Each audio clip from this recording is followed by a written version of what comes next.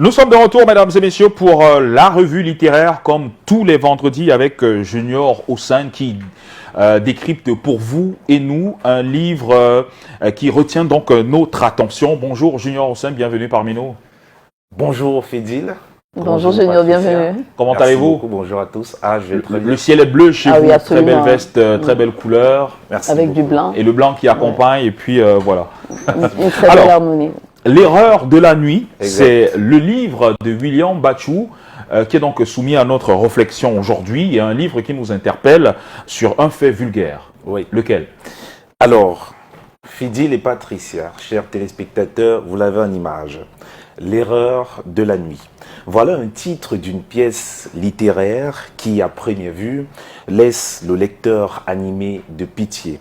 Eh bien, l'auteur, Frank William Bachou, veut animer les cinq sens de son lecteur grâce à ce roman qui met au centre la vie de femme. Eh bien, et comment? C'est dès la page 33 que le récit convie le lecteur sur la table du raisonnement. L'auteur écrit, je cite, « Elle imagine sa vie de fille-mère prendre le pas sur ses études et ses rêves s'effondrent d'un coup. » Voilà ce à quoi ressemble la vie du personnage Victoire, cette vie qui est celle de nombreuses jeunes filles tombées enceintes assez tôt et dont l'écrivain, Fidil et Patricia, par cet ouvrage, veut sauver du rejet. Cette grossesse est une infamie pour Papayo qui rue sa fille de coups. Lit-on à la page 36. Épisode de plus en plus vulgaire dans notre société et dont le livre se propose de saisir le fait, de disséquer et de présenter au lecteur les nombreuses conséquences qui guettent une jeune fille rejetée par ses parents pour avoir été enceinte trop tôt. Fidil et Patricia. Si Frank William Bachou, le romancier, évite de défendre la bêtise de la jeune fille qui ignore le contraceptif, il revendique un peu d'humanité envers cette âme naïve. Naïve autant pour moi. C'est en ce moment que le roman que tient le lecteur produit de l'effet.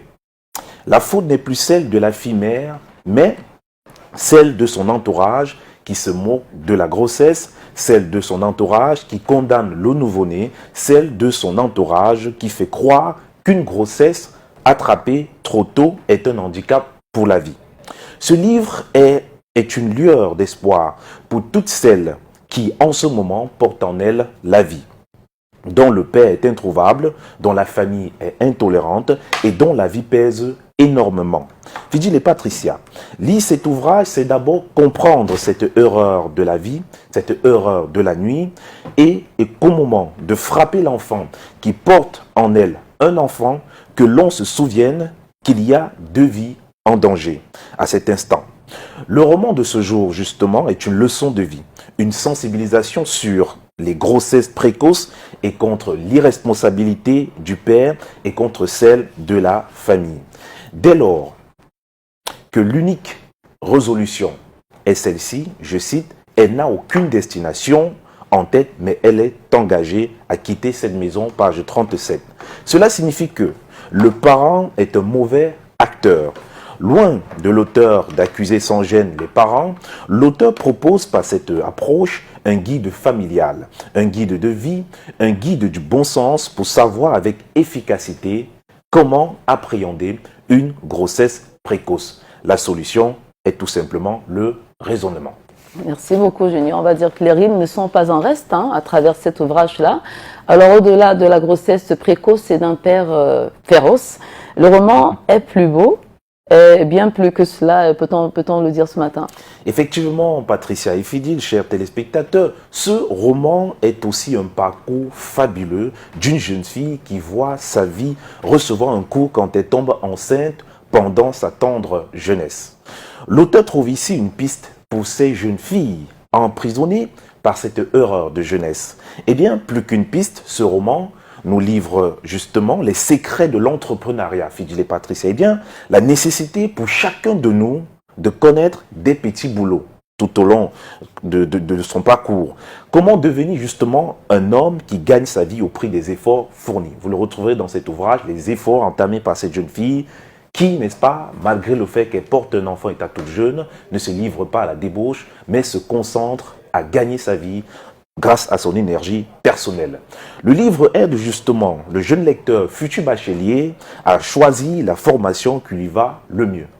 Eh bien, on le sait très bien, en ce moment, beaucoup de gens ont du bac, et grâce à ce roman, grâce à cet ouvrage, les jeunes pourront, n'est-ce pas, savoir ce qu'il faut faire, comment choisir, comment se déterminer, comment se retrouver quand on n'a vraiment pas le choix dans un monde très compliqué. Eh bien, le livre aide justement, le livre est un creuset de conseils utiles pour l'avenir. Les pages 102 et 117 sont à capitaliser tout au long de la lecture pour faire face à cette période de vie de plus en plus cruelle. Ce livre de 131 pages nous apprend que la vie ne fait pas de cadeaux et ne vous fera jamais de cadeaux. Et que si l'on veut, ou bien si l'on désire quelque chose profondément, il faut avoir du courage et de la patience.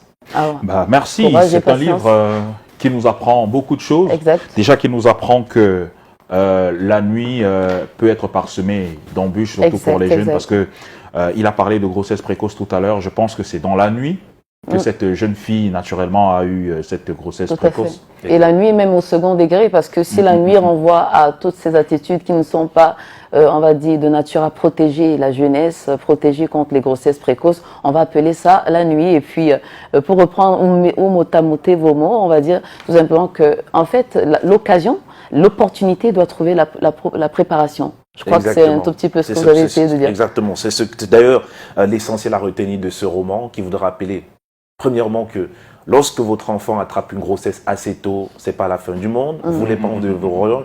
Très souvent, on a affaire à ces jeunes garçons qui enceintent et disparaissent. On n'en a plus rien à foutre désormais. Ils n'ont qu'à faire ce qu'ils veulent. Mais les parents doivent conserver la jeune fille et les amener à mieux grandir. Et de notre côté, toutes les jeunes filles qui sont enceintes assez tôt, c'est pas la fin du monde. Vous pouvez vous battre encore, vous pouvez réussir, vous pouvez trouver votre chemin. Et bien sûr, grâce à ce roman, rien n'est perdu d'avance. Tout est gagné d'avance.